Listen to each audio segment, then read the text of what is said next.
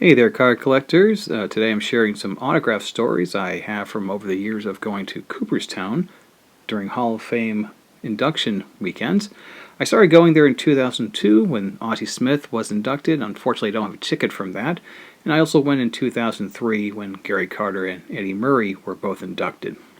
And while I was there, in the village of Cooperstown, before the ceremony, usually a day before, many Hall of Famers would hawk their autographs. And I picked up some back in the day, like here we have Warren Spahn. I got this from him, a very nice gentleman, just a few months before he passed away. And also in 2002, I want to say, I picked up one from Yogi Berra. Very nice gentleman, very talkative.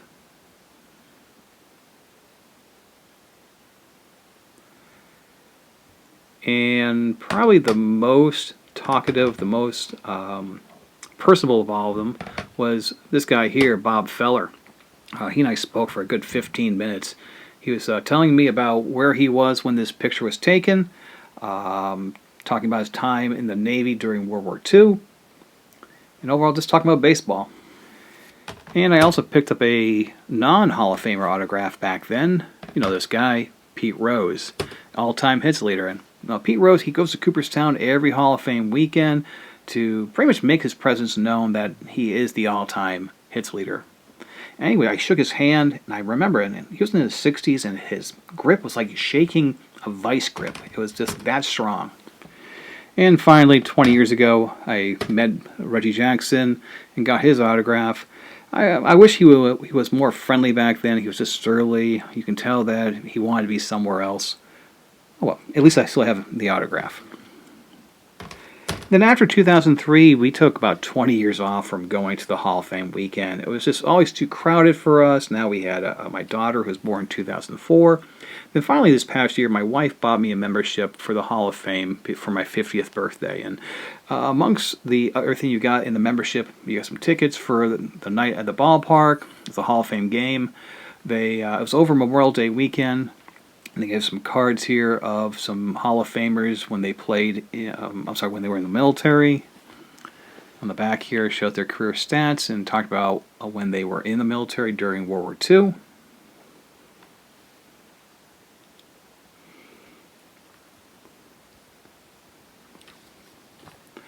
And we have a Hall of Fame game here of recently retired ball players. Who were just playing this for fun, of course.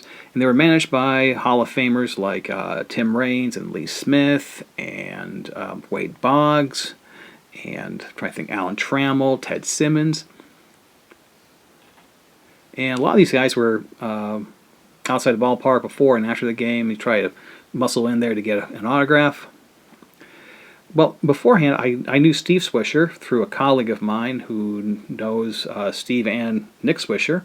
So we got some autographs from the two of them. There's Steve Swisher on his rookie card, and here's Nick Swisher on his rookie card. Nick Swisher, he's a very charismatic guy. I don't know if you ever had a chance to see him around a crowd. He knows how to play a crowd. Great guy, great autographs.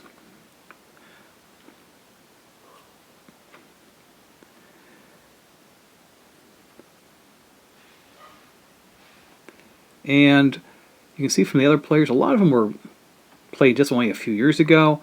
Had a chance to almost get an autograph from Steve Buechele. It was like one guy away from him. I almost came close to getting Tim Raines and Fergie Jenkins and Wade Boggs as well. And then it's just, I seem to be just like one person short before they stopped signing. But this guy here, Keith Falk, he's a very meaningful guy for me. He was the guy on the mound when the Red Sox won in 2004. That's the year my daughter was born. Red Sox career was over, so I muscled in and I asked him, please, please sign this card for my daughter. She was born in 2004, and sure enough, he stopped and he signed it. Thank you, Mr. Falk. About 2 hours after this Hall of Fame game was played, there was a meet and greet at Doubleday Field where you can meet the Hall of Famers and the players who played in the game, get photographs with them.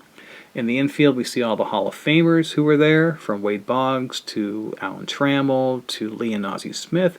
And along the outfield wall were the non-Hall of Fame players you got a photo session with. And I was able to get photos with most of them. My favorite one, of course, was with Keith Falk. My daughter was sitting there with me, too. A very meaningful picture.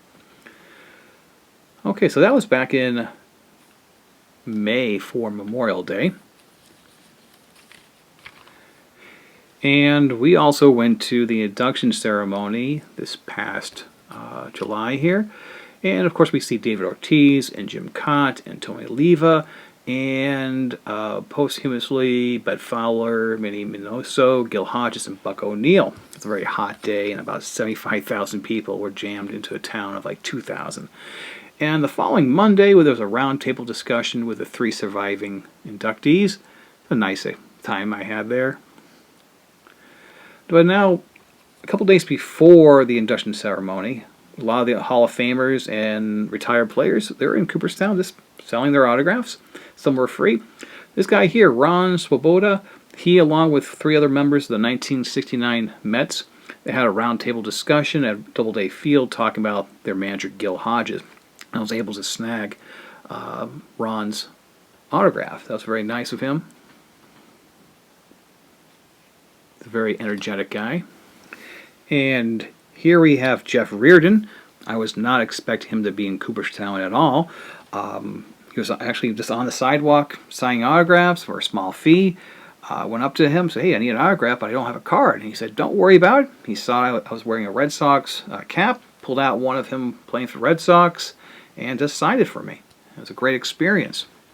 And next, I wanted to meet this Hall of Fame slugger who I watched a lot as a kid, Jim Rice. Now, I knew he was a surly guy as a kid, and I would imagine he was still surly being in his 70s. But no, he was very precise. He wanted to find just the right color ink to match the card.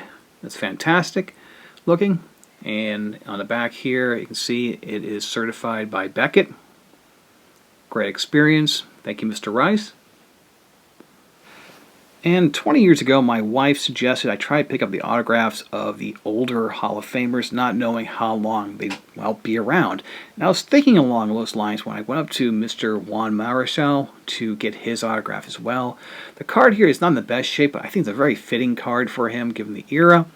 You can see here it is certified here, and I want to say it's like a 68 tops big, but I just think it was a very nice looking picture to have autographed. This final Hall of Fame autograph I picked up is the most meaningful one I have. It's Hall of Famer Rod Carew. Rod Carew in 2017 had a heart and kidney transplant at the same time, and I had a kidney transplant in 2017. And as I was recovering in the hospital for 3 months, I read about his recovery as well, and his outlook on life, his outlook about getting a second chance. And it really inspired me. It really motivated me to recover and get back to a normal life.